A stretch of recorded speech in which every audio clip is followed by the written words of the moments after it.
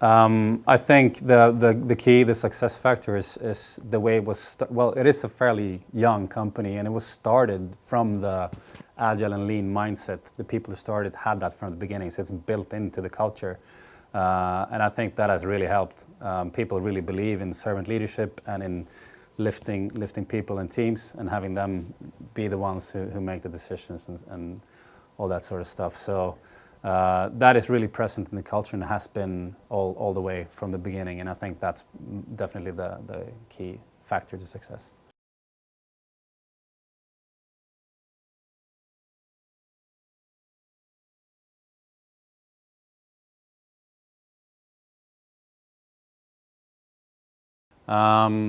So our organizational model is really not that complicated. It's fairly straightforward. It's basically a matrix model. So I think that what's the prime learning from it? What we're trying to do with it is to counter maybe what might happen in a more strictly hierarchical organization by putting the reporting structure sideways, and therefore no leader will have that this sole influence over the team.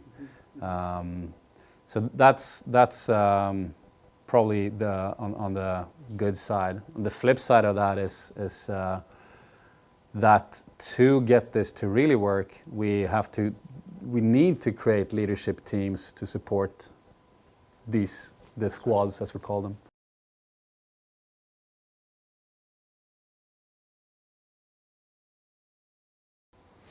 So minimum viable structure. I mean, I think if we could, we would just have 600 people who magically know what to do, and they just do it, and we don't need no leaders, no structure, no nothing. But that can't happen. I mean, it's too complex of a world. It would be completely chaotic.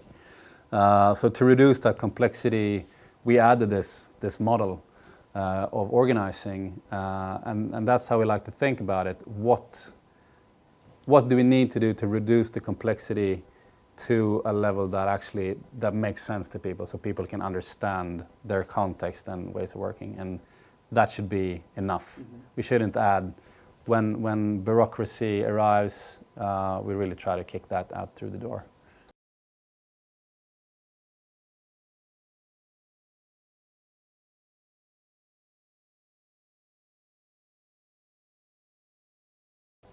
So to begin with, that's something that happened within one of the tribes, and a couple of the coaches at one point when it was needed.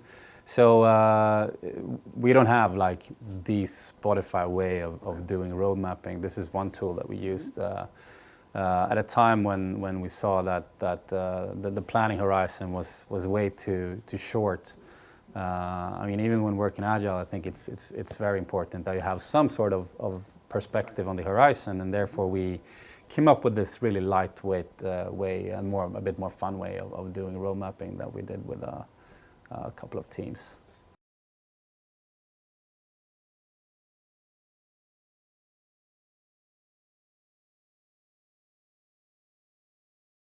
So currently, I think how this works mostly is that, well, we have this high level view, obviously, of where we want to be as a company, the strategy, which is driven from the lead team and what should I say, top level management, so to speak.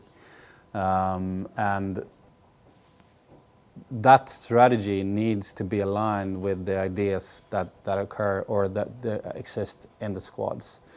So in between there are a lot of different types of conversations that happen that creates input for the discussions in the lead team, mm-hmm. and the discussions in the lead team will be input for the discussions in the squads.